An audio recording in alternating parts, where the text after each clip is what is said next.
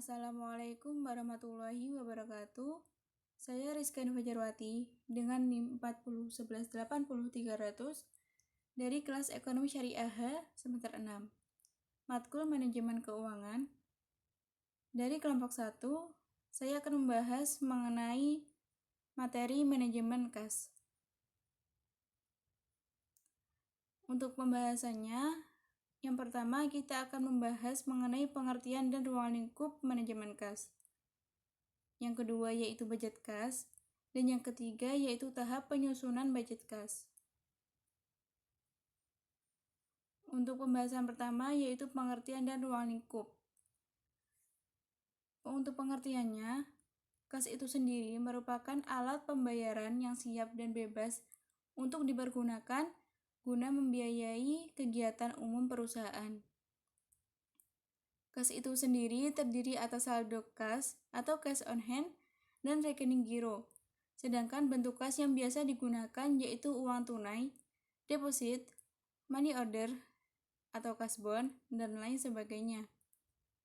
Kemudian, pengertian manajemen kas adalah kumpulan kegiatan perkiraan, perencanaan, pengumpulan, pengeluaran, dan investasi kas dari suatu perusahaan agar perusahaan tersebut dapat beroperasi dengan lancar. Kemudian, fungsi dan tujuan. Fungsi utama manajemen kas itu sendiri adalah merencanakan, mencari, dan memanfaatkan kas dengan berbagai cara agar penggunaannya bisa maksimum. Kemudian, tujuan dari manajemen kas itu ada 3. Yang pertama yaitu efektivitas biaya. Artinya menyimpan seminimal mungkin saldo menganggur dan dalam sistem perbankan dan menekan seminimal mungkin biaya yang terkait dengan penyimpanan tersebut. Selanjutnya yaitu pengurangan resiko. Itu manajemen kas itu bertujuan untuk mengurangi resiko operasional, resiko kredit, dan resiko pasar. Kemudian efisiensi. Artinya manajemen kas itu menambah fleksibilitas dalam menentukan waktu penerimaan kas dibandingkan dengan pengeluaran kas. Kemudian sumber kas. Sumber dana kas itu didapatkan dari berbagai sumber. Yang pertama yaitu hasil transaksi perdagangan termasuk piutang. Yang kedua yaitu penjualan aktiva. Yang ketiga yaitu tanda bukti terhadap hutang seperti wesel, obligasi, dan lain-lain. Selanjutnya adanya tambahan dari modal dari pemilik perusahaan. Dan yang kelima yaitu perolehan kas dari pembagian saham, pembayaran sewa, hadiah, maupun pajak dari periode sebelumnya. Dan yang keenam yaitu pendapatan dari luar usaha. Contohnya seperti bunga. Itu untuk yang konvensional. Selanjutnya, terdapat aspek manajemen kas. Terdapat 3 aspek penting dari manajemen kas. Yang pertama yaitu administrasi kas harian.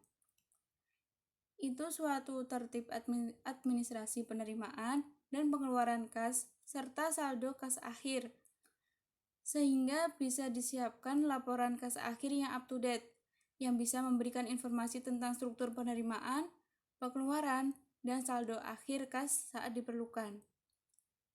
Kemudian ada budget kas. Itu diperlukan dalam menganalisa kegiatan perekonomian agar berjalan dengan baik dan sesuai dengan tujuan perusahaan.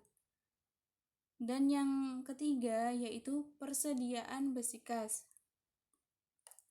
Aliran kas masuk harus seimbang dengan aliran kas yang keluar, atau lebih tepatnya tidak terjadi kelebihan dan kekurangan saldo pada kas.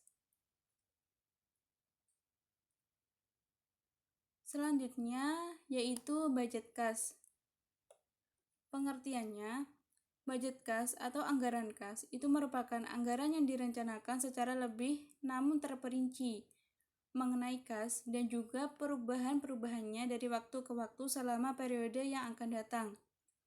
Baik perubahan itu seperti penerimaan, maupun pengeluaran kas. Untuk tujuannya, yang pertama yaitu memberikan pandangan posisi kas akhir setiap periode. Yang kedua yaitu menemukan kekurangan dan kelebihan kas. Yang ketiga yaitu menyesuaikan kas dengan total modal kerja, biaya, pendapatan penjualan, dan utang. Dan yang terakhir yaitu sebagai alat pemantau keadaan kas secara terus-menerus. Kemudian ada sektor penyusunan budget kas. Yang pertama itu ada sektor penerimaan kas, meliputi penjualan tunai barang jadi yang diproduksi, penagihan piutang, penjualan aktiva tetap, dan penerimaan lain-lain atau non-operasi. Dan yang sektor yang kedua yaitu pengeluaran kas. Pada pengeluaran kas itu meliputi pembayaran utang, pembayaran upah tenaga kerja langsung, pembayaran pembelian tunai bahan mentah, biaya administrasi, pembelian aktiva tetap, pembayaran lain-lain termasuk non-operasi. Kemudian tahap penyusunan budget kas. Di sini saya mengambil dari menurut Bambang Rianto dalam bukunya Dasar-dasar Pembelanjaan Perusahaan.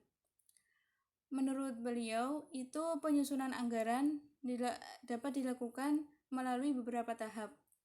Yang pertama, yaitu menyusun pendapatan dan pengeluaran menurut rencana perusahaan, sehingga dapat diketahui adanya defisit atau surplus karena rencana operasi perusahaan tersebut. Kemudian yang kedua, yaitu menyusun perkiraan atau estimasi kebutuhan dana atau bank atau sumber-sumber dana lainnya yang diperlukan untuk menutup kas defisit karena rencana operasi perusahaan. Juga dihitung pembayaran bunga kredit atau kalau ada, beserta waktu pembayarannya kembali. Untuk yang ketiga, yaitu menyusun kembali total penerimaan dan pengeluaran setelah transaksi finansil.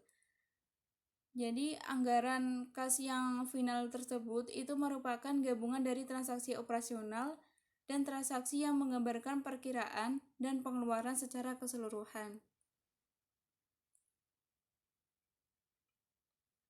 Baik, sekian penjelasan dari saya. Atas kurang lebihnya saya mohon maaf.